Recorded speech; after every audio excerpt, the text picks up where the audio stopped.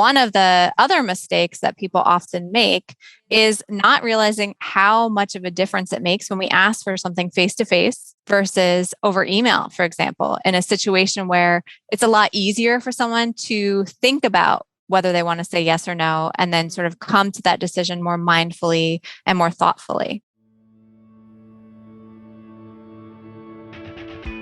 I want to just hit on one other piece of the fundraiser influence component, which is gender. You talk about women and those who identify as women in particular, and the implications or sort of additional assumptions perhaps made about asking for things. So talk to me, because, 75% of those who work in the nonprofit sector are women. And so I think there are some pretty big sector-wide implications as we see how the data shows up for women in particular.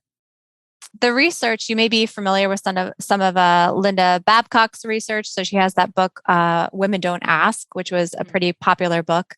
And one of the things she talks about in that book is that women don't feel comfortable asking for things in many cases, but we do feel comfortable asking if it's on behalf of somebody else. Right? If it kind of fits this almost communal prescriptive idea that we are helpful people who are asking on behalf of another person, then that makes us feel a little bit more comfortable. And so that's sort of one way to think about it. Another thing I find in my research, I actually don't find gender differences in how likely people are to agree to help you if you're a woman or to donate if you're asking as a woman. I also don't find differences in our predictions of how likely it is that we'll, get a yes if we're women. Everyone seems to underestimate whether we'll get a yes. But one of the important things to keep in mind is that the fact that we underestimate whether we're going to get a yes as women, it can mean something different than for men. So women are very concerned about sort of rocking the boat. And if they feel like they're going to get a rejection, they may be less likely to ask. And again, that might contribute to this discomfort we feel with asking.